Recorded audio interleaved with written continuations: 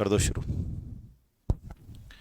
Good afternoon class. आशा करता हूं कि आप सभी लोग बहुत अच्छे होंगे, बढ़िया से अपनी तैयारी कर रहे होंगे। तो चलिए हम लोग हमारे सेशन को आगे लेकर चलते हैं।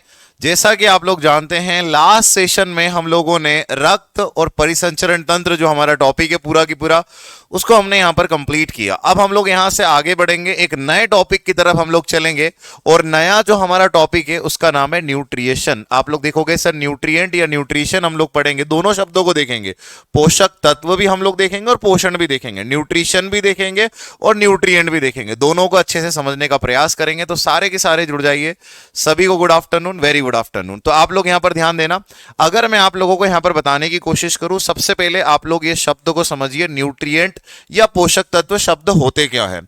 अगर हम लोग बात करें पोषक तत्व की, तो वह सारा फूड मटेरियल जो हमारे शरीर के लिए आवश्यक है, वह सारा फूड मटेरियल जो हमारे शरीर के लिए आवश्यक है, अगर हमने नहीं खाया तो हमें जो है क्या हो सकती है, बीमारी हो सकती है। एग्जाम्पल के तौर पर आप लोग देखोगे, एग्जाम्पल के तौर पर अगर मैं आपको बताऊं तो क्या हो गया, जैसे मान लो विटामिन ए। विटामिन ए एक पोषक तत्व है। तो विटामिन ए अगर आप नहीं खाते हैं तो उसकी कमी से रतौंधी हो जाएगा, नाइट ब्लाइंडनेस हो जाएगा। प्रोटीन नहीं बच्चों को दी मिलता है तो आप लोग देखोगे वो कुपोषण के शिकार हो जाएंगे, उनके शरीर का वृद्धि और विकास नहीं हो पाएगा। तो मैंने आप लोगों से कहा कि आप लोग सारे के सारे यहां पर ध्यान देना कि भाई वह सारा फूड मटेरियल जो शरीर के लिए आवश्यक है, जो भैया अगर हमने नहीं लिया तो उसकी कमी से हमें बीमारी हो सकती है, उसे हम न्यूट्रिएंट या पोषक तत्व कहते हैं। अब यहां पर शब्द यह आता है कि पोषण क्या है। पोषण की अगर हम लोग बात करें तो पोषण क्या होगा, बिल्कुल टाइम हमारा चेंज हो चुका है, टाइम ये हो चुका है। अगर बात करें सर पोषण की, तो हम पोषण को यहां पर देखने का प्रयास करते हैं कि सर पोषण जो है वो क्या होगा। तो आप लोग ध्यान देना सारे के सारे। देखो भाई यहां पर मैं एक शब्द लिखता हूं और वो क्या है, आंसर होगा पोषण। तो यहां पर आप सारे के सारे ध्यान देना, यहां पर मैंने आप लोगों के लिए शब्द लिखा पोषण, और पोषण को हम लोग इंग्लिश में बोलेंगे न्यूट्रिशन। Nutrition, nutrition. अब देखो पोषण क्या है। पोषण में तीन चीजें हैं। सबसे पहली चीज अगर आप लोग देखोगे तो पोषक तत्व को ग्रहण करना। सबसे पहला अगर आप लोग यहां पर देखोगे तो सबसे पहला है पोषक तत्व को, पोषक तत्व को ग्रहण करना, पोषक तत्व को ग्रहण करना। इंग्लिश में इसे हम लोग कहेंगे intake of nutrient. Intake, intake of nutrient, nutrient. तो पोषक तत्व को क्या करना, ग्रहण करना। दूसरी इसमें जो प्रोसेस है, देखो कई बार जो है ना, कई बार स्टूडेंट कहते हैं कि सर हम जो है ना हम बहुत खाते हैं। आप लोग देखोगे कि हम बहुत खाते हैं, लेकिन फिर भी उसके बाद अगर आप लोग देखोगे कि उसके बाद अगर आप यहां पर देखोगे हमारी हेल्थ नहीं बनती। मतलब आप यहां पर एक चीज देखोगे कि कई बार स्टूडेंट ये बहुत बार शिकायत करते हैं कि सर हम लोग बहुत चीजें खाते हैं लेकिन फिर भी हमारी हेल्थ नहीं बनती, अच्छा खाना खाते फिर भी नहीं बढ़ती। तो मैं कहता हूं कि आप पोषक तत्व तो ले रहे हैं, विटामिन, कार्बोहाइड्रेट, सारी चीजों को आप लोग ग्रहण कर रहे हैं, इनटेक तो कर रहे हैं, लेकिन पोषण का मतलब केवल पोषक तत्व ग्रहण करना नहीं। उसके बाद दूसरी प्रोसेस देखो। दूसरी प्रोसेस अगर आप लोग यहां पर देखोगे, दूसरी प्रोसेस होती है अवशोषण। क्या होती है भैया, अवशोषण। और अवशोषण को हम लोग इंग्लिश में बोलते हैं एब्जॉर्प्शन। एब्जॉर्प्शन इसे हम लोग बोलते हैं, अवशोषण इसे हम लोग कहते हैं। एब्जॉर्प्शन के बाद में तीसरी जो प्रोसेस होती है वो आप लोग देखो वो क्या होता है, इसका यूज होता है, इसका उपयोग होता है हमारे शरीर में, हमारी बॉडी में इसका जो है क्या होता है, यूज होता है। ठीक है, तो हमारे पूरे की पूरे शरीर में इसका यूज आपको देखने को मिलेगा। अब आप सारे के सारे यहां पर ध्यान देना। अगर मैं आपको यहां पर बताने की कोशिश करूं, आप सिंपल शब्दों में इसको समझने की कोशिश करना। पोषण अगर आप लोग देखोगे इसका मतलब है पोषक तत्वों को ग्रहण करना, इनटेक ऑफ न्यूट्रिशन, न्यूट्रिएंट। तो पोषक तत्व आपने कार्बोहाइड्रेट, विटामिन, सारी चीजें आपने ग्रहण कर ली। सर ग्रहण करने का तरीका क्या है। पहला तरीका अगर आप लोग यहां पर देखोगे, पहला तरीका है कि आपने भैया कोई भी फ्रूट्स वगैरह ये आप खा रहे हैं, आपने माउथ में लिया, माउथ से आप लोग देखोगे कहां पर आया, वो फूड पाइप में, फूड पाइप से हमारे अमाशय में, अमाशय से खाना आया आंतों में। एक बात याद रखना, आंतों से खाना जो है वो अच्छा अच्छा जो खाना है वो निकल कर आ जाता है ब्लड में। रक्त में आ जाता है, और ठोस गंदगी जो है हमारी बॉडी से क्या हो जाती है, बाहर हो जाती है। क्योंकि ऐसा तो नहीं होगा कि आपने 1 किलो फल खाए और सारे के सारे 1 किलो फल पूरे खून जो है ब्लड में हमारे अवशोषित हो जाए, खून में अवशोषित हो जाए, रक्त में अवशोषित हो जाए। नहीं सर, ऐसा नहीं होगा। कुछ ना कुछ जो ठोस गंदगी होगी वो शरीर से क्या निकलेगी, बाहर निकलेगी। तो ठोस गंदगी शरीर से क्या निकल जाती है सर, बाहर निकल जाती है। और आप लोग देखो कि जो अच्छी अच्छी चीजें उसका अवशोषण हो जाता है। तो ये दूसरी स्टेप अवशोषण। अब जो अवशोषण हुआ है, विटामिन, प्रोटीन, कार्बोहाइड्रेट, इन सब का अवशोषण हुआ, उसका शरीर में क्या हो जाएगा, उपयोग। इस पूरी प्रक्रिया को हम लोग बोलते हैं पोषण। अब जो लोग कहते हैं कि हम लोग बहुत खाते हैं लेकिन हमारी हेल्थ फिर भी नहीं बढ़ती, तो उसके पीछे जो कारण अगर आप लोग यहां पर देखोगे, उसकी पीछे जो कारण अगर आप लोग देखोगे, उसके पीछे कारण क्या है कि आप एक प्रोसेस तो अच्छे से करते हैं, पोषक तत्वों को इनटेक तो बढ़िया से करते हैं, ग्रहण तो करते हैं, लेकिन खाने का अवशोषण नहीं होता कि छोटी आंत से वो अवशोषित होकर ब्लड में नहीं मिलता, वो ठोस गंदगी के माध्यम से शरीर से क्या हो जाता है, बाहर हो जाता है। और यहां पर आप लोग देखो कि उसका फिर सही से बॉडी में यूज नहीं होता और आपकी हेल्थ नहीं बन पाती। तो ये कारण आप लोग यहां पर याद रखना, ठीक है। तो ये मैंने आप लोगों को यहां पर बताया।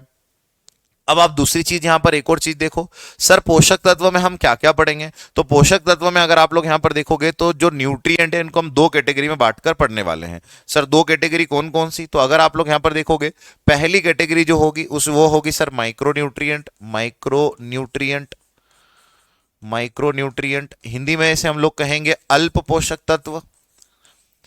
अल्प पोषक तत्व,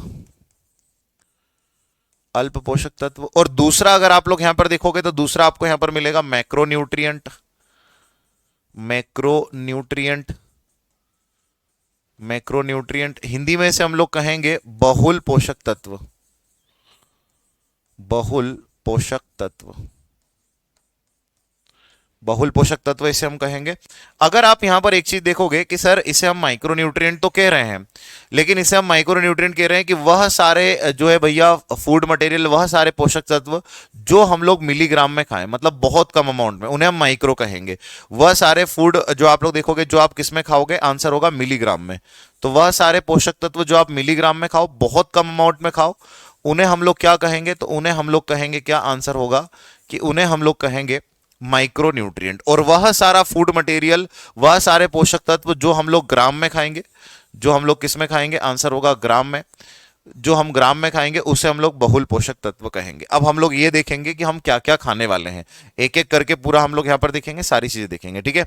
देखो एब्जॉर्प्शन जो नेचुरल है ना, वो तो आप लोग देखोगे ये है, लेकिन इसके अंदर क्या होता है कि जो अवशोषण की प्रक्रिया जो हमारी गड़बड़ होती है, इसका पता डॉक्टर लगा पाएगा। डॉक्टर लगा पाएगा कि भाई अवशोषण किस वजह से रुक गया है। अवशोषण किस वजह से रुक गया है, मान लो कि भाई किसी के पेट में एस्कराइसिस, आपने सुना होगा कि कीड़े पड़ जाते हैं, और वो कीड़े जो पेट में होते हैं वो आप लोग देखोगे जो फीता कर्मी जिन्हें हम लोग बोलते हैं, जिन्हें हम जो है कि भैया जो आप लोग देखोगे एस्कैरिसिस भी बोलते हैं। तो ये कीड़े हमारा पोषण को पूरा खा जाते हैं। तो पेट में कई बार कीड़े होते हैं, छोटे बच्चे जो होते हैं उनका जब सॉलिड वेस्टेज बाहर आता है तो उसमें भी ये कीड़े हमें देखने को मिलते हैं। तो एक तो कारण हो गया कि सर जो कीड़े हैं वो अगर हमारे पेट में हो जाते हैं तो उसके कारण ये सारी चीजें होगी।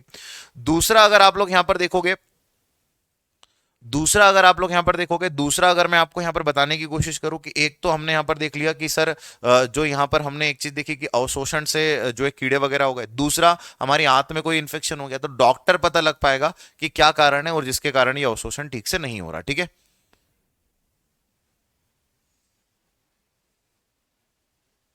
हाँ जी, अब आप लोग यहां पर देखो सारे के सारे, अगर मैं आपको यहां पर बताऊं तो हमने जो भी खाना है, चाहे हम जो है कुछ भी हम लोग खाते हैं, जो भी हम खाएंगे उनको हम दो कैटेगरी में बांटेंगे, एक माइक्रो और एक मैक्रो। अगर आप लोग देखोगे जो हम बहुत कम अमाउंट में खाएंगे उसको माइक्रो कहेंगे, और जो बहुत ज्यादा अमाउंट में मतलब ग्राम में खाएंगे उसको हम मैक्रो कहेंगे, बहुल पोषक तत्व। अब देखिए हम क्या क्या खाएंगे भाई। तो सबसे पहले आपके सामने कार्बोहाइड्रेट, तो सबसे पहला आपके सामने क्या है, आंसर होगा कार्बोहाइड्रेट। कार्बोहाइड्रेट, तो सबसे पहले आपके सामने कार्बोहाइड्रेट। और कार्बोहाइड्रेट का कॉमन नेम अगर आप लोग देखोगे तो इसका कॉमन नेम है शर्करा। इसका कॉमन नेम क्या है, शर्करा। चलो अब ये समझते हैं कि भाई कार्बोहाइड्रेट क्या है। तो जो भी आप लोग देखोगे, जो भी अगर आप लोग देखोगे,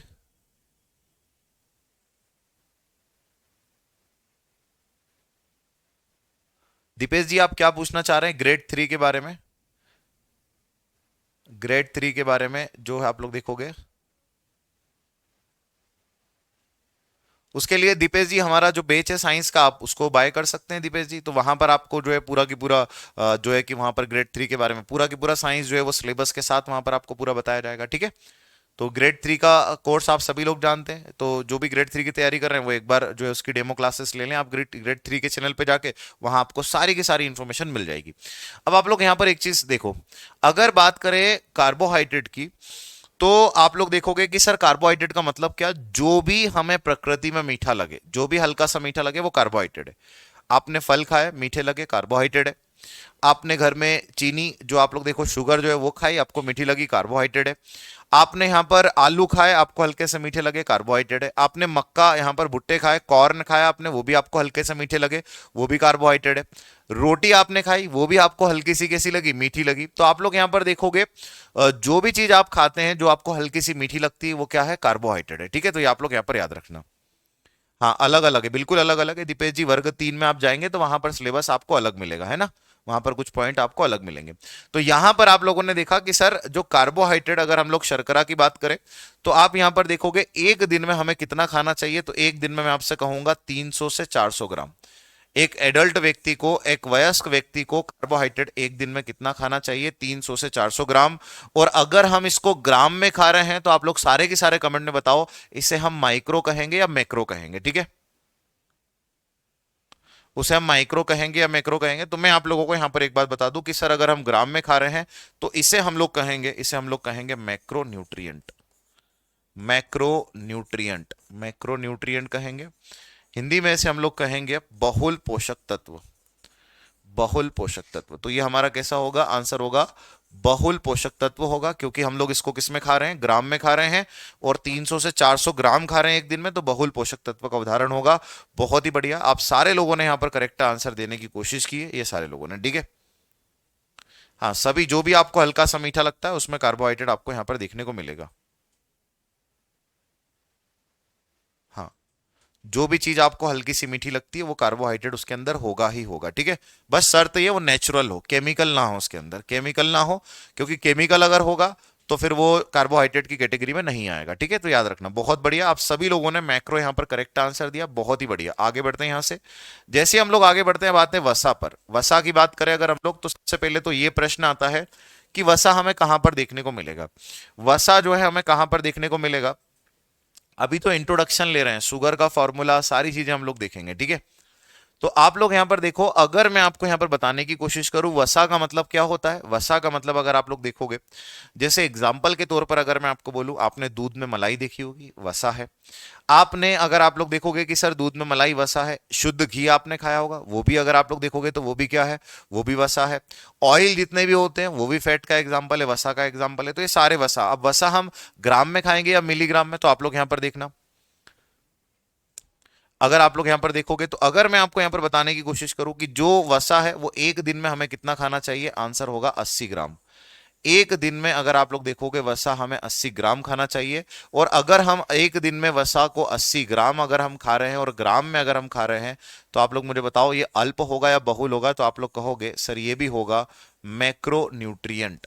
मैक्रो न्यूट्रिएंट होगा सर ये। हिंदी में से हम लोग कहेंगे बहुल पोषक तत्व।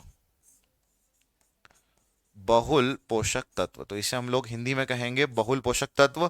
मैक्रो न्यूट्रिएंट इसे हम लोग कहेंगे, क्योंकि इसको भी हम किस में खा रहे हैं, ग्राम में खा रहे हैं। जैसे ही हम लोग आगे बढ़ते हैं, अब हम लोग आते हैं प्रोटीन पर। अगर प्रोटीन की बात करें सर, तो प्रोटीन जब सबसे पहले तो हम लोग ये देखेंगे कि प्रोटीन हम किस में खाएंगे। तो याद रखना प्रोटीन को हम ग्राम में ही खाएंगे। और प्रोटीन को अगर हम ग्राम में खाएंगे तो ये भी क्या होगा सर, ये भी आप लोग देखोगे क्या होगा, आंसर होगा मैक्रो न्यूट्रिएंट। ये भी सर मैक्रो न्यूट्रिएंट का उदाहरण होगा, मैक्रोन्यूट्रिएंट होगा। इसे भी हम लोग हिंदी में क्या बोलेंगे, हिंदी में से हम लोग कहेंगे बहुल पोषक तत्व। बहुल पोषक तत्व। अब आप लोग यहां पर एक बात बताना, प्रोटीन जो है वो हमें किस में मिलेगा। अगर मैं आप लोगों से पूछूं कि भाई क्या ऐसा हम खाएं जिसके अंदर हमें प्रोटीन मिले, प्रोटीन का सोर्स अगर हमसे पूछा जाए कि भाई प्रोटीन जो है, इस प्रोटीन का स्रोत अगर हमसे पूछा जाए, प्रोटीन का स्रोत हमसे पूछा जाए, सोर्स ऑफ प्रोटीन अगर हमसे पूछा जाए, सोर्स ऑफ प्रोटीन अगर हमसे पूछा जाए, तो सोर्स ऑफ प्रोटीन क्या होगा। तो प्रोटीन का सोर्स अगर मैं आपको बताऊं ना, तो देखो वेजिटेरियन की अगर हम लोग बात करें, हाँ बिल्कुल धीरोज जी, आप इसी तरीके से जो है अपने नोट्स क्या करें, प्रॉपर बनाते रहें। जब भी आप लोगों को समय मिले तो आप क्या करिए, जैसे क्लास खत्म हो पीडीएफ डलती है, पीडीएफ से आप अपने जो है बढ़िया से नोट, क्योंकि देखो अगर आप खुद से नोट बनाओगे ना तो बहुत आपको हेल्प मिलेगी, बहुत आप लोगों को अच्छा लगेगा जब भी आप नोट बनाओगे।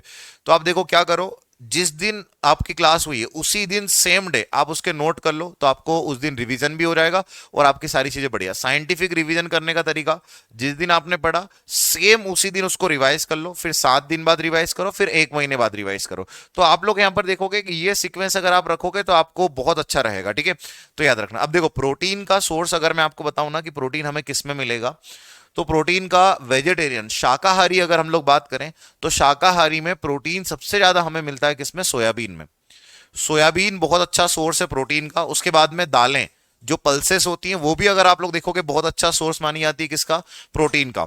उसके बाद अगर आप लोग देखोगे तो हमने यहां पर देखो क्या क्या देख लिया, हमने सोयाबीन देख लिया, दालें देख ली, तो ये सारा सोर्स है। लेकिन हम शाकाहारी मांसाहारी दोनों को अगर मिला दें तो प्रोटीन का सबसे अच्छा सोर्स क्या होगा, सबसे अच्छा होगा क्या, तो आप लोग यहां पर देखोगे सबसे अच्छा सोर्स क्या होगा। सबसे अच्छा सोर्स अगर आप लोग यहां पर देखोगे प्रोटीन का, वो अगर हम लोग शाकाहारी मांसाहारी दोनों को मिला दे तो सबसे ज्यादा जो प्रोटीन का सोर्स होगा वो कौन सा होगा। तो शाकाहारी मांसाहारी दोनों को अगर मिला देंगे तो हम लोग कहेंगे मीट, हिंदी में हम लोग कहेंगे मांस, ये मांसाहारी के लिए हो गया, दोनों को हमने मिक्स कर दिया। उसके बाद में हो गया सर एग, एग को हम लोग हिंदी में क्या बोलेंगे, हिंदी में हम लोग अंडा कहेंगे। और याद रखना एक अंडे में 7 ग्राम प्रोटीन होता है, एक अंडे में 7 ग्राम।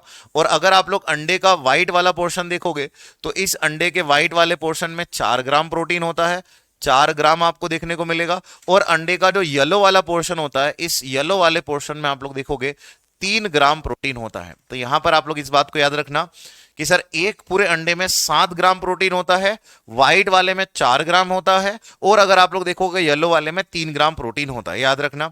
अगर हम लोग बात करें सर सबसे अच्छा सोर्स वेजिटेरियन के लिए अगर हम बात करें तो वेजिटेरियन के लिए सबसे बढ़िया सोर्स है सोयाबीन। क्या है भैया, सोयाबीन। सोयाबीन की बड़ी तो आप लोगों ने खाई होगी, तो आप लोग यहां पर देखोगे कि सर सोयाबीन जो है ये अगर हम लोग देखें बहुत अच्छा सोर्स माना जाता है किसका, प्रोटीन का। तो मैंने अगला जो सोर्स लिखा वो लिखा सोयाबीन। सोयाबीन के बाद में चौथे नंबर पर हमारी पल्सेस आती हैं। पल्सेस अगर आप लोग देखोगे कि सर हमारी जो दालें हैं, सारी की सारी जो दालें हैं वो भी बहुत अच्छा सोर्स है किसका, प्रोटीन का। और पांचवें नंबर पर अगर मैं आप लोगों को बताऊं तो यहां पर होगा मशरूम। तो मशरूम आप सभी लोगों ने सुना होगा, जो मशरूम है आप सभी लोगों ने सुना होगा कि मशरूम जो है ये भी बहुत अच्छा सोर्स है किसका, आंसर होगा प्रोटीन का। तो ये प्रोटीन के सारे सोर्स मैंने आपको बता दिए, मीट, अंडा, सोयाबीन, पल्स, मशरूम, ये सारे के सारे। अब आप लोग यहां पर जो है कि सारे के सारे ध्यान देना।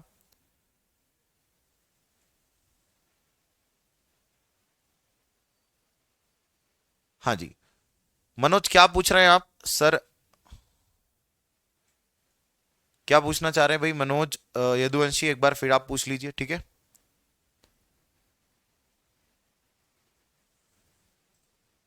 चलो भाई, तो यहां पर आप लोग देखोगे कि अगर मैं आप लोगों को यहां पर बताने की कोशिश करूं कि अगर आप यहां पर देखोगे कि जो अंडा है उसका व्हाइट वाला पोर्शन 4 ग्राम और येलो वाला 3 ग्राम। अब आपसे अगर पूछा जाए कि अंडे का वो कौन सा पार्ट है जो ईडी टू डाइजेस्ट है, मतलब आसानी से पच जाता है, आसानी से अगर आप लोग यहां पर देखोगे पच जाता है, तो वो अगर आप लोग देखोगे वो है व्हाइट वाला पोर्शन। व्हाइट वाला पोर्शन जो है आसानी से पच जाता है, येलो वाला आप लोग देखो आसानी से नहीं पचता। इसीलिए जिम वाले जो होते हैं ना वो इन दोनों का सेवन करते हैं, जो जिम जाते हैं वो दोनों का सेवन करते हैं। अगर उनका वर्कआउट के बाद का समय है तो बाद में वो व्हाइट वाला पोर्शन खाते हैं, और वर्कआउट के पहले वो कौन सा पोर्शन खाते हैं, येलो वाला, ताकि आप लोग देखो कि येलो वाला जो है उसके लिए उनको जो है कैलोरी बर्न करना पड़े, उनको हार्ड वर्क करना पड़े, जब जाके वो क्या हो पाए, डाइजेस्ट हो पाए, ठीक है। तो ये मैंने आप लोगों को यहां पर बताया। नहीं नहीं, आ जाएगा आ जाएगा, ठीक है। हाँ जी, कोई बात नहीं, आपकी अगर पहली क्लास है तो बढ़िया, ठीक है। अब आप लोग यहां पर देखिए, ये हम लोगों ने यहां पर देखा कि सर जो है यहां पर ये पूरा की पूरा हमने प्रोटीन को देखा। अब प्रोटीन हम लोग देखते हैं कि भाई प्रोटीन जो है वो एडल्ट से ज्यादा आवश्यकता प्रोटीन की बच्चों को होती है। तो हमारे जो छोटे बच्चे होते हैं ना, वो अगर आप लोग देखोगे छोटे जो बच्चे होते हैं उनमें प्रोटीन का अमाउंट ज्यादा होना चाहिए। क्यों? क्योंकि देखो प्रोटीन शरीर की वृद्धि और विकास करता है। तो मुझे एक बात बताओ, हमें हम लोग जो है हम लोग अब बड़े हो गए भाई, आप लोग भी जो है 18 साल के आसपास पहुंच गए होंगे। तो आप लोग एक चीज देखोगे कि जो अगर आप लोग देखोगे हमारा शरीर एक समय तक वृद्धि विकास करता है, उसके बाद अगर आप लोग यहां पर देखोगे उसके बाद जो आप लोग देखोगे कि सर एक समय के बाद में रुक जाता है। लेकिन बच्चों की अगर हम लोग बात करें तो बच्चों को आप लोग देखोगे उन्हें प्रोटीन की आवश्यकता बहुत ज्यादा होती है, इसीलिए बच्चों में प्रोटीन को बड़ा ध्यान दिया जाता है। हमारे हमारे घर में आप लोग देखोगे जो दादी मम्मी वगैरह होती हैं बच्चों को दाल का घोल पिलाती हैं। दाल का घोल पिलाने के पीछे लॉजिक ये होता है उनके अमाउंट में उनकी बॉडी में प्रोटीन जाए और प्रोटीन उनके शरीर की वृद्धि और विकास अच्छे तरीके से करे। ठीक है, तो ये मैंने आप लोगों को बताया। ठीक है, हाँ जी, बिल्कुल। लकी जी रेलवे की क्लास ही हमारी है, रेलवे फाउंडेशन बेच की क्लास ही हमारी चल रही है। ठीक है, वो अपन आएंगे। पेट में जो आप पूछ रहे हैं ना मनोज जी की, पेट में जो तेजाब बनता है एचसीएल हाइड्रोक्लोरिक अम्ल, उससे क्या होता है, एसिडिटी होती है। जब हम पाचन तंत्र पे आएंगे तब उसको बताएंगे। ठीक है, तो अभी आप थोड़ा सा इधर ध्यान दीजिए। अब अगर हम लोग बात करें प्रोटीन वयस्क में कितना होगा, वयस्क की अगर हम लोग बात करें, वयस्क की अगर हम लोग बात करें, एडल्ट की अगर हम लोग बात करें, तो वयस्क में अगर आप लोग देखोगे ना प्रोटीन का अमाउंट कितना होगा, तो वयस्क में आप लोग याद रखना 0.8 gram of 8 gram of body weight. Body weight Hindi में हम लोग कहेंगे शरीर के भार का, शरीर के भार का, शरीर के भार का 0.8 ग्राम। अब सर ये बात क्या है, जैसे चलो मान लो अब मेरे ऊपर एग्जांपल लेते हैं, मेरे ऊपर सारे के सारे एग्जांपल लेते हैं। ठीक है,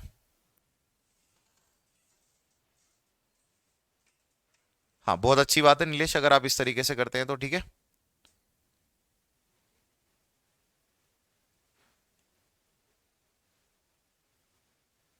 हाँ अब आप लोग सारे यहां पर ध्यान देना।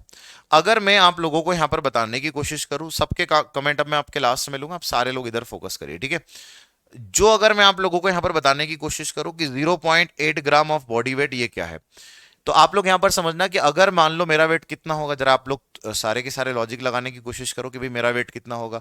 चलो मान लेते हैं कि मैंने आपको समझाने के लिए बोल दिया मेरा वेट 100 किलो है, तो मेरे वेट का 0.8 ग्राम निकालना है हमें। वेट का केवल नंबर लेना है, मान लो मेरा वेट जो है वो 100 किलो है, इसमें हम गुणा कर देते हैं किससे, आंसर होगा 0.8 ग्राम, हमें यही निकालना है। अब आप सारे एक बात जानते हैं कि जब भी दशमलव हटाएंगे बटे में एक जीरो लगेगी, एक जीरो से एक जीरो कैंसिल हो जाएगी, और 8 का इसमें गुणा करेंगे तो हमारे पास में आएगा 80 ग्राम। मतलब आप लोग यहां पर एक बात समझे, अगर कोई व्यक्ति 100 किलो का है तो उसे एक दिन में 80 ग्राम जो है वो क्या खाना चाहिए, एक दिन में उसे 80 ग्राम प्रोटीन खाना चाहिए। तो मैंने यहां पर आप लोगों को बोला कि अगर कोई व्यक्ति 100 किलो का है तो उसको एक दिन में 80 ग्राम क्या खाना चाहिए, प्रोटीन खाना चाहिए। अब मैं आपसे पूछता हूं कि चलो मुझे एक बात बताओ, अगर कोई 50 किलो का है तो उसे एक दिन में कितना प्रोटीन खाना है, बताओ भाई सारे के सारे। अगर कोई व्यक्ति 50 किलो का है तो उसको एक दिन में कितना प्रोटीन खाना चाहिए, बताओ भाई। अगर कोई व्यक्ति 50 किलो का है तो उसे एक दिन में कितना प्रोटीन खाना चाहिए।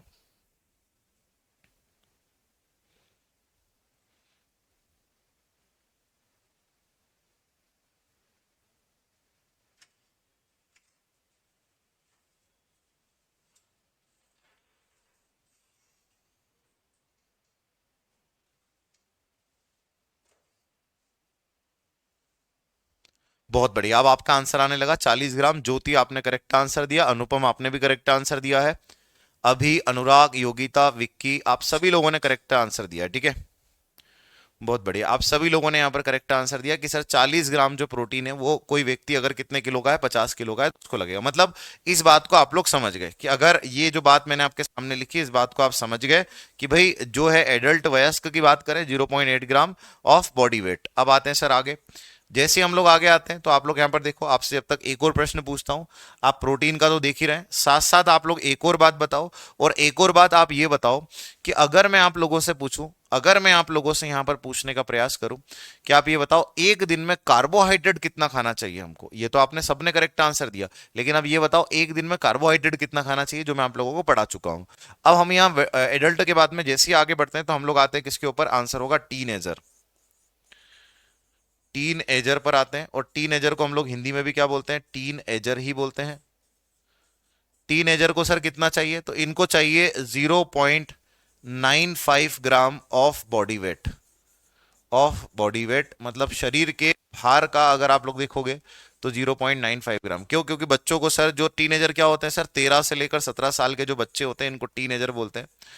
तो इन्हें अगर आप लोग देखोगे, इन्हें अगर आप देखोगे तो इन्हें ज्यादा प्रोटीन चाहिए। उसके बाद हम लोग जब आगे बढ़ते हैं तो बच्चों पर आते हैं, तो चाइल्ड बच्चे पर आते हैं, तो बच्चा अगर आप लोग यहां पर देखोगे तो इसको प्रोटीन और ज्यादा चाहिए।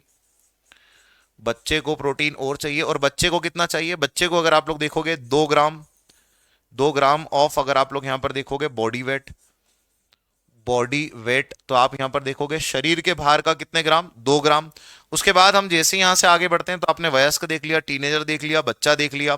अब यहां से जैसे ही आगे बढ़ते हैं तो आप लोग देखो जिम, जिम वाले की अगर हम लोग बात करें कि भाई जो जिम जाता है, जो जिम जाते हैं वो लोगों की अगर हम बात करें तो उन्हें भी कितना चाहिए, उन्हें भी चाहिए 2 ग्राम।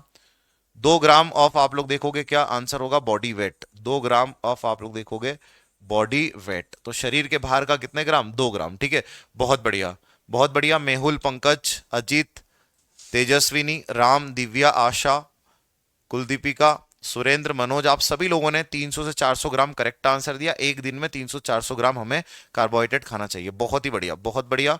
शुभम, विनीत, बहुत ही शानदार, आप सभी ने करेक्ट आंसर दिया। अब बात करते हैं गर्भवती महिला को। तो मुझे एक बात बताओ, गर्भवती महिला को प्रोटीन का अमाउंट कम चाहिए होगा या सर बहुत ज्यादा चाहिए होगा?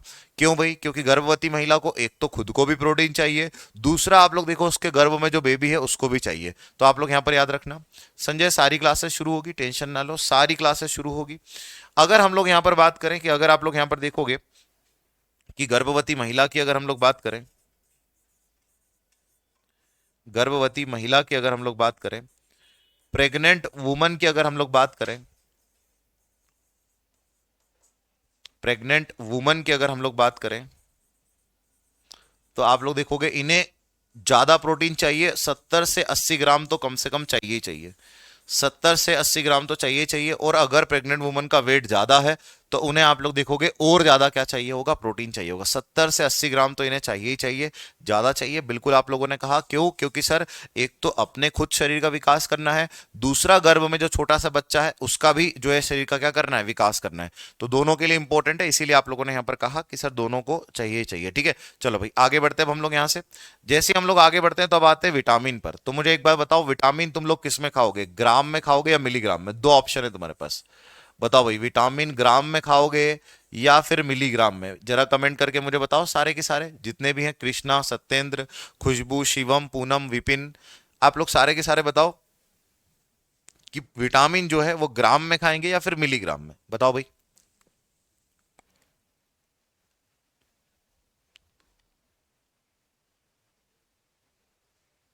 विटामिन जो है वो ग्राम में खाओगे या फिर आप लोग, हाँ बिल्कुल, क्लास रिकॉर्डेड भी मिलेगी आपको, बिल्कुल मिलेगी। ठीक है, तो स्वाति जी ने कहा कि सर सबसे पहले इसको हम मिलीग्राम में खाना पसंद करेंगे। उसके बाद में जो है अनुपम, आपने भी मिलीग्राम, अनुराग आपने भी मिलीग्राम कहा। ठीक है,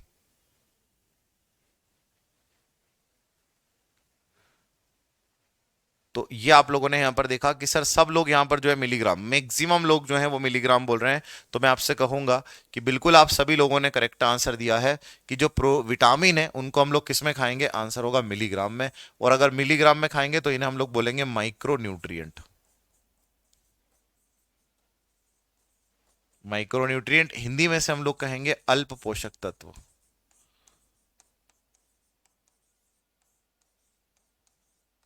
हिंदी में इसे हम लोग कहेंगे अल्प पोषक तत्व, माइक्रो न्यूट्रिएंट के नाम से इसे हम लोग जानेंगे। ठीक है, तो ये आप लोग यहां पर याद रखना, माइक्रो न्यूट्रिएंट कहेंगे। लेकिन मैं आपको बताऊं, एक अपवाद है, सारे के सारे विटामिन हम बहुत कम अमाउंट में खाते हैं। एक अपवाद है, एक एक्सेप्शन है। और अगर एक्सेप्शन की अगर हम लोग बात करें तो एक विटामिन ऐसा है जिसका नाम है विटामिन सी। एक विटामिन ऐसा है जिसका नाम है विटामिन सी। ये हम जो है ना, इसको हम ग्राम में खाते हैं।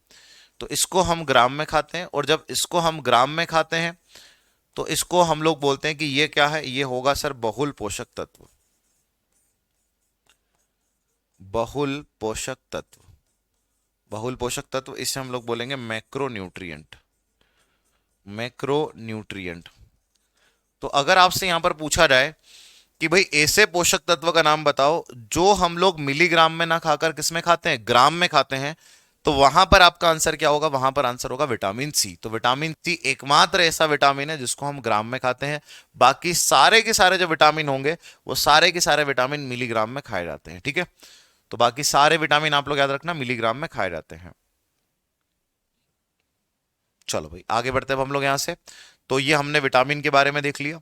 अब हम यहां से आगे बढ़ते हैं और आप लोग देखोगे हाँ बिल्कुल, आपसे पूछता है कौन सा पोषक तत्व जो है वो बताओ माइक्रो है, कौन सा मैक्रो है, इस तरीके के प्रश्न आपको देखने को मिलेंगे। ठीक है भाई पुष्पेंद्र, इस तरीके से आपको क्वेश्चन मिलेगा। अब आ जाओ इधर। चलो भाई, अब हम आते हैं किसके ऊपर, तो आंसर होगा सर, हम आ जाते हैं पानी पर। बताओ भाई, पानी जो है वो एक दिन में कितना पीना चाहिए। सबसे पहले तो पानी जो है वो किस प्रकार का न्यूट्रिएंट है, तो आप सारे के सारे बोल दोगे पानी तो बहुत ज्यादा अमाउंट में लेते हैं सर, तो इसको तो आप लिख दीजिए मैक्रो न्यूट्रिएंट। मैक्रो न्यूट्रिएंट्स में आएगा ये, इसे हम लोग कहेंगे बहुल पोषक तत्व। तो ये बहुल पोषक तत्व में आएगा सर पानी, बहुल पोषक तत्व में आएगा पानी। दूसरी चीज आप लोग यहां पर देखोगे, पानी की अगर हम लोग बात करें तो कितना एक दिन में, तो आंसर होगा 5 से 6 लीटर। देखो ये वेरी करता है वेट पर भी, अगर आपका वेट कम है तो आप पानी कम भी पी लेंगे तो भी काम चल जाएगा। अगर आपका वेट ज्यादा है तो भी आप लोगों को पानी थोड़ा सा क्या पीना पड़ेगा, ज्यादा पीना पड़ेगा।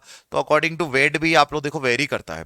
आप एक बात और याद रखना आप लोग, कि गर्मी का समय आ गया, मई जून का समय, तो क्यों सर इतना ज्यादा पानी पीने की हमें आवश्यकता, क्यों 5 से 6 लीटर पानी पीने की आवश्यकता क्यों। तो अगर मैं आप लोगों को यहां पर बताने का प्रयास करूं ना, तो आप लोग सारे एक बात ध्यान से सुनना। हमारे माउथ में एक दिन में, पूरे एक दिन में 1 से 1.5 लीटर लार बनती है। और अगर हमारे माउथ में 1 से 1.5 लीटर लार बनती है, तो मुझे आप एक बात बताओ, 1 से 1.5 लीटर लार में, लार जो है एक लिक्विड है, और लिक्विड क्या बिना पानी के बन सकता है, तो आप कहोगे नहीं बन पाएगा। तो लार में 99% क्या होता है, 99% पानी होता है। तो आप लोग यहां पर देखोगे 1 से 1.5 लीटर लार बनना है, 99% पानी है, मतलब 1 लीटर पानी तो यहीं लग गया। फिर एक स्वस्थ मनुष्य जो होता है ना, उसके शरीर में 1 से 1.5 लीटर एक दिन में यूरिन बनता है। तो एक स्वस्थ मनुष्य में एक दिन में 1 से 1.5 लीटर क्या बनता है, यूरिन बनता है, मूत्र बनता है। और अगर आप लोग देखोगे कि वो जो यूरिन है उसमें भी 99% क्या है, वाटर है, तो वहां भी पानी की आवश्यकता है 1 से 1.5 लीटर। फिर हमारा जो ब्लड है उसके अंदर भी पानी है। तो अगर आप लोग यहां पर देखोगे पानी जो है बड़ा इंपॉर्टेंट है। हाँ बिल्कुल रानी जी, सबके कमेंट दिखते हैं, ठीक है। तो आपने यहाँ पर एक बात देखी कि सर यूरिन में पानी की आवश्यकता, ब्लड बनने में पानी की आवश्यकता, लार बनने में पानी की आवश्यकता, और अगर हम पानी नहीं पिएंगे तो ये सारी चीजें नहीं बनेगी, और नहीं बनेगी तो शरीर में जो है आप लोग देखोगे भैया डिजीज होने का खतरा होगा, कोई भी रोग होने का हमें यहाँ पर खतरा हो सकता है, ठीक है। तो ये मैंने आप लोगों को यहाँ पर बताया। अब आप लोग यहाँ पर एक चीज ध्यान देना, कि जो हमारी बॉडी का टेम्परेचर है उसको भी मेंटेन करता है पानी। पता है आप लोगों को, पानी जो है हमारे शरीर का जो तापमान है उसको भी कंट्रोल करता है। हमारे शरीर का तापमान कितना है, आंसर होगा 37 डिग्री सेल्सियस। उसके बाद फ़ारेनहाइट में अगर आप लोग देखोगे 98.6 फ़ारेनहाइट। और अगर केल्विन की बात करोगे तो 310 केल्विन। याद रखना, ये जब डिस्टर्ब होता है ना, तभी हम लोग जो है वो आप लोग देखोगे कि हम भी डिस्टर्ब हो जाते हैं, कि भाई 37 डिग्री सेल्सियस, 98.6 फ़ारेनहाइट और 310 केल्विन। तो ये आप लोग यहां पर याद रखना, ठीक है। हाँ बनती है, लार तो हमेशा बनती है, ठीक है, तो लार बिल्कुल हमेशा बनती है। बिल्कुल, जब अपन पाचन में आएंगे तो लार में टाइलिन सारी चीजें हम लोग देखेंगे, ठीक है। हाँ ठंड में देखो, ठंड में आप लोग देखोगे ठंड में पानी हम लोग जो है कम पी सकते हैं, कोई दिक्कत नहीं, क्योंकि हमारी बॉडी में पानी होता है। लेकिन गर्मी में क्या होता है, गर्मी में आप लोग जब धूप में निकलते हैं तो पसीना वगैरह आता है, तो हमारी बॉडी से पानी जो है वो कहाँ आ जाता है, बाहर आ जाता है। क्योंकि पसीने में पानी भी होता है, नमक भी होता है, तो वो हमारी बॉडी से कहाँ आ जाता है, बाहर आ जाता है, ठीक है। याद रखना। हाँ बिल्कुल, प्लाज्मा में तो वाटर है ही, हमने पढ़ा ही है शिवानी जी, तो वहां पर भी पानी होता है, तो ये आप लोग याद रखना। तो पानी आप लोग समझ गए ना। पानी देखो, मैं आपको दो चीजें बताता हूँ। एक स्टूडेंट की लाइफ में दो चीजें होनी चाहिए। अपन टॉपिक पढ़ रहे हैं पोषक तत्व। पोषक तत्व मतलब सर जो है कि न्यूट्रिएंट, जिसमें हम कार्बोहाइड्रेट, विटामिन, प्रोटीन, ये सब चीजें पढ़ रहे हैं। तो मैं आपको कहूंगा स्टूडेंट लाइफ में, आपके डेली लाइफ में फ्रूट्स होने चाहिए, कि आप फ्रूट्स बढ़िया से खा रहे हो, ताकि आप लोग देखो आपको एक बढ़िया फ्रूट से एनर्जी मिलती है।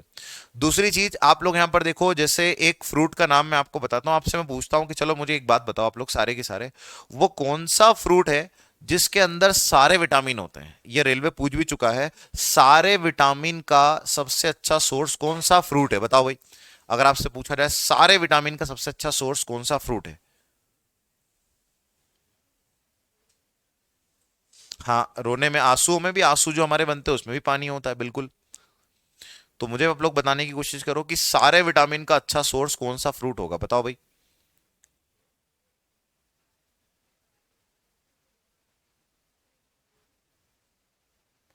किशन जब यूरिन पे आएंगे तब यूरिन को पूरा डिटेल से पढ़ेंगे, कितने परसेंट जो है इसमें जो है भैया पानी होता है, 98% पानी होता है, 2% इसमें यूरिया, यूरिन, सारी चीजें देखेंगे, ठीक है। तो आप लोग बताने की कोशिश करो कौन सा ऐसा फ्रूट है जिसमें सारे विटामिन होते हैं। सबसे पहले यहाँ पर जो करेक्ट आंसर दिया वो दिया है लाल जी ने, उसके बाद में सूरज, उसके बाद अगर हम लोग यहाँ पर देखें तो अब सब लोग अलग अलग यहाँ पर बोल रहे हैं। कोई एप्पल बोल रहा है, कोई गुआवा बोल रहा है, कोई मैंगो बोल रहा है, सब लोग अलग अलग, कोई बनाना, कोई स्ट्रॉबेरी, पाइनएप्पल, कीवी, सारे ही तुम लोग फल बोल दो, है ना। लेकिन मैं आपसे कहूंगा पपैया या पपीता हम लोग कहें। पपीता ऐसा फ्रूट है जिसके अंदर सारे विटामिन है। अगर आप एज ए स्टूडेंट ये दो चीजें करते हैं कि एक प्रॉपर पानी पीते हैं और दूसरा आप जो है पपीता अपने दैनिक जीवन में रखते हैं, तो आपके चेहरे पर एक नेचुरल ग्लो आएगा। नेचुरल ग्लो जो है देखने को मिलेगा, कोई कॉस्मेटिक प्रोडक्ट आपको लगाने की आवश्यकता नहीं है, वो नेचुरली होगा, नेचुरल ग्लो आपको यहाँ पर देखने को मिलेगा, ठीक है। तो याद रखना आप लोग, पपीता वो फ्रूट है जिसके अंदर सारे विटामिन होते हैं, कई बार एग्जाम में आता है, याद रखना आप लोग, ठीक है। अब तुम लोग सारे के सारे मत बोल दो, सारे के सारे बोल दोगे ना तो फिर जो है किसी ना किसी का तो सही जाना ही आना है, ठीक है। तो ये आप लोग यहाँ पर याद रखना। अब आ जाओ इधर। अब जैसे हम लोग यहाँ से आगे बढ़ते हैं तो आप लोग देखो हम आते हैं खनिज पर, मिनरल्स पर आते हैं। अब अगर मिनरल्स की बात करें तो मिनरल्स को हम लोग दो कैटेगरी में बांट के पढ़ सकते हैं। मिनरल्स को हम कितनी कैटेगरी में, दो। सर दो कैटेगरी कौन कौन सी, जरा आप लोग यहां पर देखो। एक कैटेगरी होगी जिसको हम लोग बोलेंगे माइक्रो, माइक्रो मिनरल्स, हिंदी में हम लोग कहेंगे अल्प खनिज, अल्प खनिज।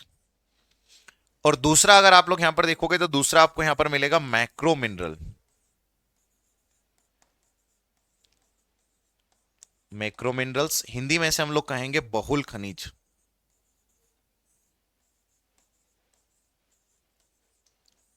बहुल खनिज। तो यहां पर आपने देखा कि सर यहां पर हमने दो प्रकार के मिनरल देखे, माइक्रो और उसके बाद में आप लोग देखोगे मैक्रो। अब आप सारे यहां पर ध्यान देना, अगर मैं आप लोगों को यहां पर बताने की कोशिश करूं कि भाई कौन से वो ऐसे खनिज है जो हम लोग किस अमाउंट में खाते हैं, तो अल्प है मतलब सर मिलीग्राम में खाएंगे। और कौन से ऐसे खनिज है जिनको हम किस में खाएंगे, ग्राम में खाएंगे। तो यहां पर हम कुछ खनिज यहां पर देखने वाले हैं कि कौन से जो है वो बहुत कम अमाउंट में खाएंगे और बहुत ज्यादा अमाउंट में खाएंगे, ठीक है। हाँ अच्छी बात है ये तो भाई नीलेश जी, अगर आपके घर के अगल बगल में ही पपैया है तो आप उसको खा सकते हैं। पपैया, बिल्कुल पपैया आप लोग खाइए क्योंकि वो बहुत अच्छा है, सारे विटामिन हैं उसके अंदर, बी कॉम्प्लेक्स से लेकर ए बी सारे के सारे विटामिन का सोर्स पपीता जो है आपको देखने को मिलेगा। अब आप सारे यहाँ पर ध्यान देना, मिलीग्राम में सर कौन कौन से खाएंगे, तो मैं यहाँ पर आपके लिए कुछ नाम लिखता हूँ। जैसे आप लोग यहाँ पर देखोगे कि एक नाम हो गया आप लोगों के लिए कौन सा, एक नाम हो गया आयरन। सर आयरन खाते हैं हम लोग, लोहा खाते हैं, बिल्कुल लोहा खाते हैं, लेकिन बहुत कम अमाउंट में, बहुत कम अमाउंट में हम आयरन खाते हैं। आयरन के बाद में आप लोग देखोगे हो गया आयोडीन, आयोडीन हो गया सर। तो आयोडीन के बारे में हम लोग यहाँ पर पढ़ेंगे, आयोडीन हो गया। उसके बाद अगर आप लोग यहाँ पर देखोगे कि सर आयरन हो गया, आयोडीन हो गया, उसके बाद यहाँ पर आप लोग देखोगे जिंक हो गया सर। जिंक भी आप लोग देखो बहुत कम अमाउंट में खाते हैं, मिलीग्राम में खाते हैं। तो ये वो अमाउंट है जिनको हम बहुत कम अमाउंट में खाते हैं। अब वो अमाउंट देखते हैं जो हम ज्यादा ग्राम में खाते हैं। तो ग्राम में सबसे पहला आता है कैल्शियम, कैल्शियम आता है। कैल्शियम के बाद में आप लोग देखोगे फॉस्फोरस, कैल्शियम हो गया, फॉस्फोरस हो गया, कैल्शियम फॉस्फोरस। उसके बाद अगर आप लोग यहाँ पर देखोगे सोडियम हो गया, सोडियम हो गया। उसके बाद अगर आप लोग यहां पर देखोगे पोटेशियम हो गया। तो यहां पर आप लोग याद रखना कैल्शियम, फास्फोरस, सोडियम, पोटेशियम, ऐसे ही आप लोग देखो आयरन, आयोडीन, जिंक। अब इन खनिज को हमने अभी तो पूरा की पूरा क्या लेना है, पूरा की पूरा एक इंट्रोडक्शन ले रहे हैं कि भाई हमें पूरा की पूरा न्यूट्रिशन में क्या क्या पढ़ना है। कार्बोहाइड्रेट पढ़ना है, वसा पढ़ना है, प्रोटीन पढ़ना है, पानी के बारे में देखना है। पानी के बारे में तो देख ही चुके हैं, पानी के बारे में ज्यादा इन्फॉर्मेशन नहीं। दूसरा आप लोग देखोगे खनिज के बारे में पढ़ना है। तो ये सारी चीजों के बारे में हमें पढ़ना है डिटेल में। जैसे मैं अगर आप लोगों को बताऊं कि हम लोग खनिज सबसे लास्ट में पढ़ते हैं, क्यों? क्योंकि खनिज से सारी बीमारियां जो रिलेट करती है, जो हमने पूरा बायोलॉजी पढ़ रखा होगा, वो सारा के सारा खनिज से। जैसे मैं आपको एक एग्जाम्पल के तौर पर बताता हूँ आयोडीन के बारे में, कि अगर मान लो हमने एक खनिज पढ़ा आयोडीन, और अगर आयोडीन के बारे में अगर हमने पढ़ा, तो मैं आपको यहां पर बताता हूं कि भाई आयोडीन के बारे में हम क्या क्या पढ़ सकते हैं। जैसे अगर मैं आपको एक खनिज के बारे में बताऊं, सिंपल सा एक खनिज के बारे में पढ़ते हैं हम लोग, आयोडीन। अब मैंने यहां पर लिखा आयोडीन, है ना। अब आयोडीन की अगर बात करें तो सबसे पहले इसका हम लोग क्या देखेंगे, फंक्शन। तीन स्टेप पे खनिज को पढ़ेंगे। ये मैं आपको एक वो बता रहा हूं कि भाई कैसे हम लोग पूरा की पूरा खनिज पढ़ेंगे। तो सबसे पहले इसका कार्य देखेंगे। इसका कार्य अगर मैं आपको बताऊं तो सबसे पहला कार्य है इसका, और जो है आप लोग देखोगे एक हार्मोन का निर्माण करना, formation of thyroxine hormone, formation, formation of thyroxine, formation of thyroxine hormone, Hindi में हम लोग कहेंगे थायरोक्सिन हार्मोन का निर्माण करना।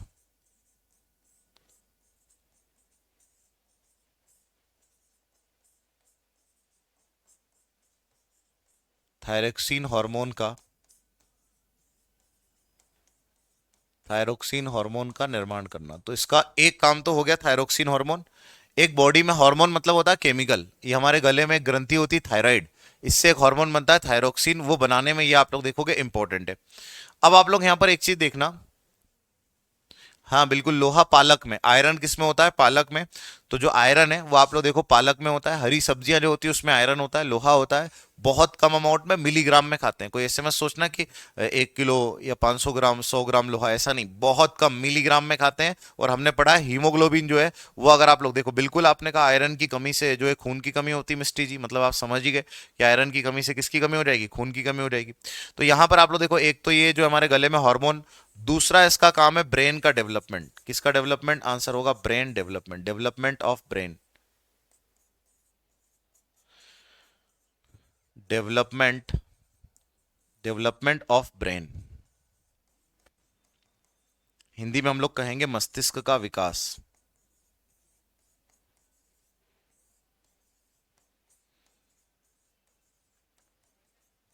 मस्तिष्क का क्या कहेंगे, विकास। दूसरा आप लोग यहां पर देखो, ये तो हमने इसका कार्य देख लिया। अब बात ये करते हैं कि सर अगर आयोडीन कम हो जाए तो क्या होगा, और आयोडीन ज्यादा हो जाए तो क्या होगा। तो आप लोग यहां पर एक बात याद रखना, अगर आयोडीन कम हुआ, अगर आयोडीन जो है वो कम हुआ तो हमें एक बीमारी होगी जिसको हम बोलेंगे घेंगा। जिसको हम लोग क्या बोलेंगे, घेंगा। घेंगा में क्या होगा कि सर हमारा जो गला है, ये गला जो हमारा थायराइड है, ये सूज जाएगा, इसमें स्वेलिंग आ जाएगी, इसका आकार क्या हो जाएगा, बड़ा हो जाएगा। ठीक है, तो यहां पर याद रखना।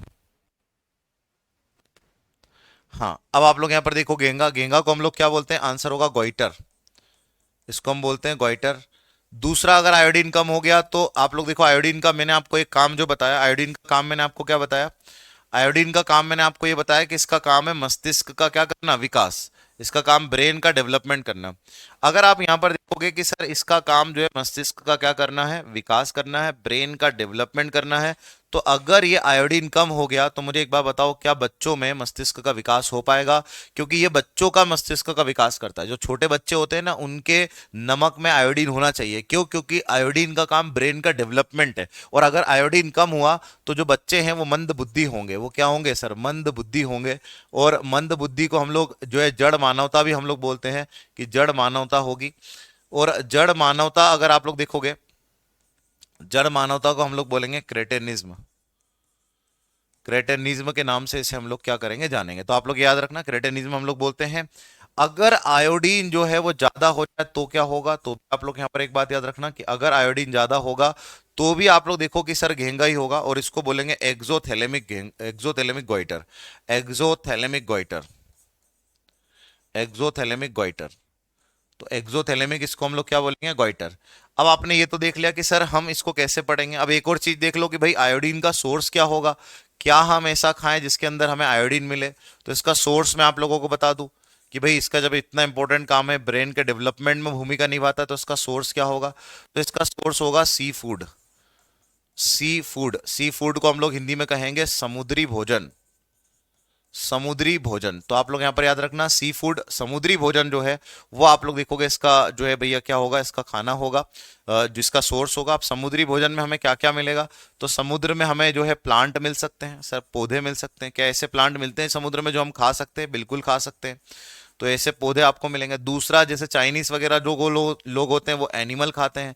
जो आप लोग देखोगे, जो सी फिश, जैसे समुद्री मछली हो गई, ये भी आयोडीन का अच्छा सोर्स है। लेकिन हम लोग क्या खाते हैं, हम लोग खाते हैं नमक। जो समुद्र का पानी है उसको हम सुखोते हैं, सूखने के बाद में आप लोग देखो वाष्प बनकर जब उड़ जाता है, तो वो आप लोग देखो गुजरात में, कच्छ में आपको देखने को मिलेगा कि वहां पर नमक बनता है, और उस नमक में क्या होता है, आयोडीन होता है। क्योंकि आयोडीन कहाँ से प्राप्त होता है, समुद्र से। और ये आयोडीन हमारे ब्रेन डेवलपमेंट के लिए बहुत ज्यादा भूमिका निभाता है। ठीक है, चलो, तो ये आप लोग यहां पर याद रखना। नाखून चबाने से बीमारी कौन सी होती, डिपेंड करता है आपके नाखून में कौन सा इन्फेक्शन है। अब अगर आपके नाखून में कोरोना वायरस है, आप कोरोना वायरस अगर खा गए तो आपको कोरोना हो जाएगा। आप अगर मान लो टीबी का वायरस आपके हाथ में, आप नाखून चबा रहे हैं, तो टीबी का वायरस आपके शरीर में चला गया। आपके शरीर में अगर नाखून, अगर आप लोग यहाँ पर देखोगे कि नाखून के अंदर कुछ गंदगी वगैरह लगी, उसके अंदर जो बीमारी का बैक्टीरिया वो हो जाएगा। ठीक है, तो नाखून चबाने से कुछ भी हो सकता है, बहुत सारी समस्या आ सकती है। ठीक है, तो ये बात आप लोग याद रखना।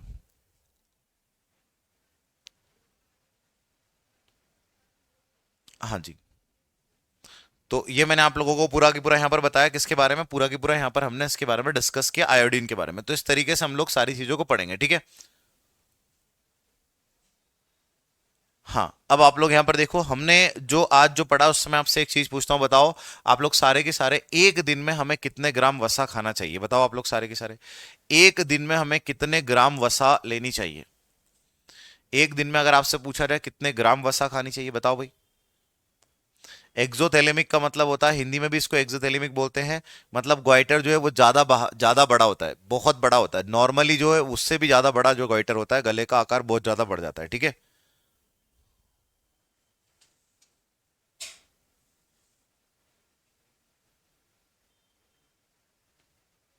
बहुत बढ़िया विनीत, सबसे पहले आपने करेक्ट आंसर दिया है और आंसर है 80 ग्राम, मतलब 80 ग्राम जो है आपका यहाँ पर करेक्ट आंसर है। बहुत ही शानदार।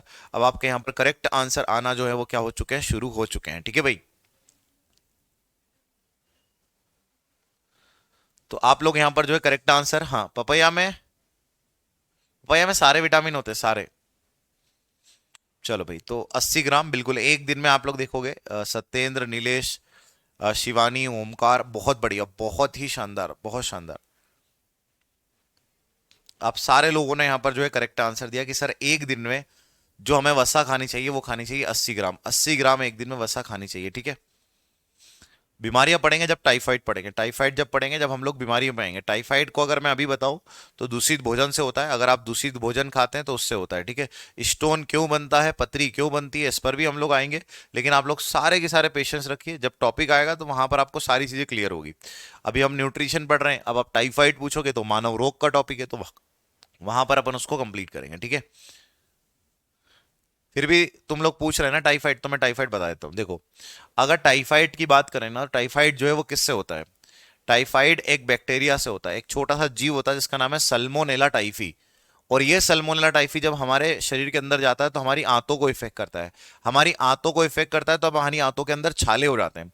और जब हमारी आंतों के अंदर अगर छाले हो गए तो मुझे एक बात बताओ, आपका खाना जो है वो पचेगा? क्योंकि फाइनली जो खाना जो ब्लड में मिलता है, अवशोषण होता है, वो कहाँ से होता है? आंत से होता है।